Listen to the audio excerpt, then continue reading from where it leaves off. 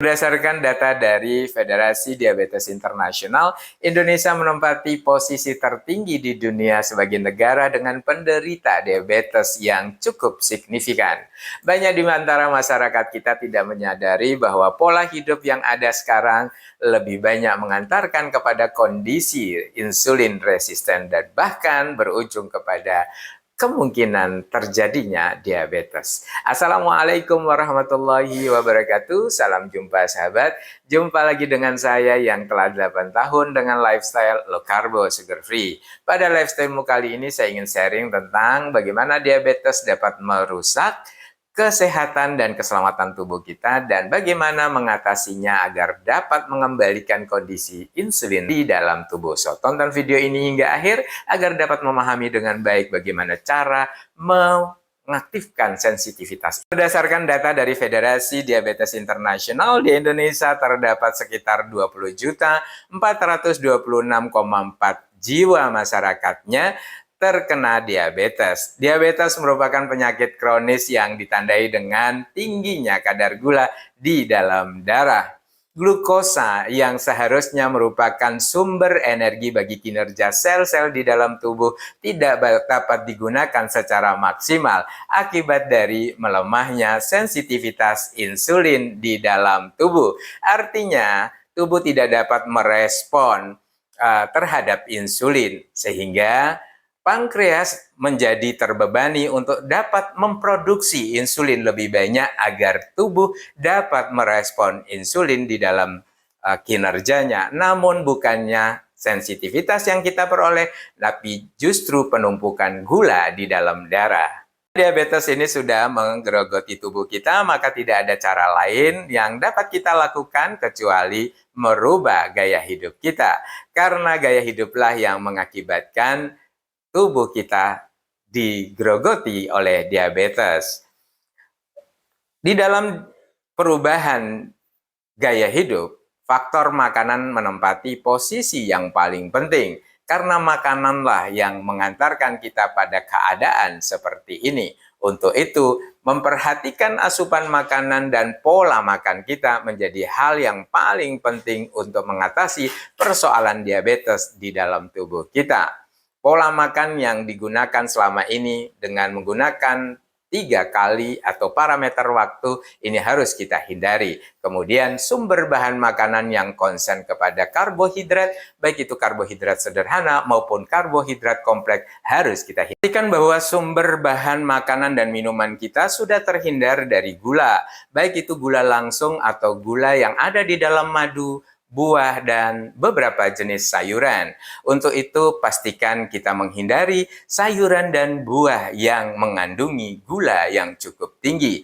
Banyak buah yang beredar di sekitar kita mengandungi gula yang cukup tinggi. Maka untuk buah, concernlah untuk mengkonsumsi alpukat dan stroberi. Kemudian untuk sayur-sayuran, fokuslah menggunakan sayur brokoli atau sayur hijau lainnya yang dapat membantu tubuh kita menyediakan serat sehingga akan dapat membantu kebutuhan dan suplai energi di dalam tubuh kita. Bila mampu, maka hindari sama sekali gula yang ada di dalam karbohidrat sederhana tersebut dan juga karbohidrat esensial.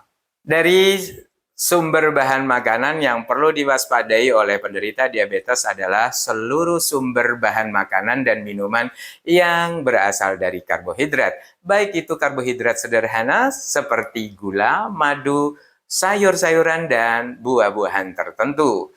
Untuk itu, menghindari sumber energi dari karbohidrat sederhana adalah upaya yang cukup baik bagi kita untuk menekan perkembangan dan menumpuknya kadar gula di dalam darah kita. Kemudian yang kedua, menghindari sama sekali seluruh bentuk karbohidrat esensial atau karbohidrat kompleks. Karbohidrat esensial seperti yang umum kita konsumsi pada sehari-harinya adalah beras atau nasi yang kita konsumsi. Hindari semua jenis nasi, baik itu berasal dari nasi yang warna putih ataupun warna hitam dan lain sebagainya.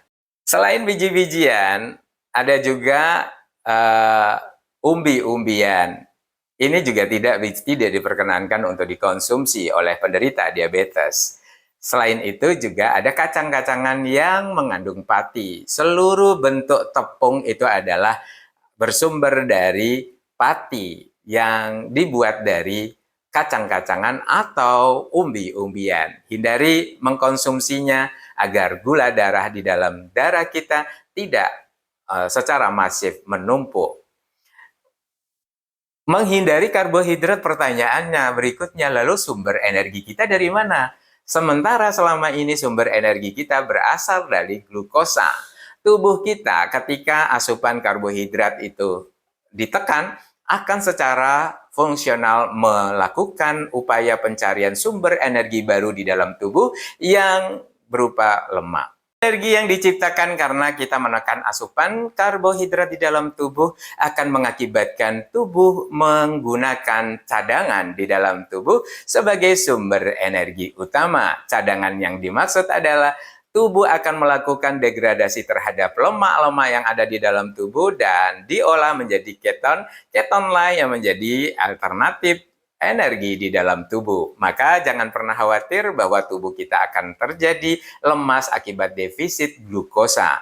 Tubuh akan secara cerdas mengembangkan energi lain yang ada di dalam tubuh, yaitu dengan memproses degradasi atau menghancurkan lemak-lemak yang di dalam tubuh menjadi energi keton.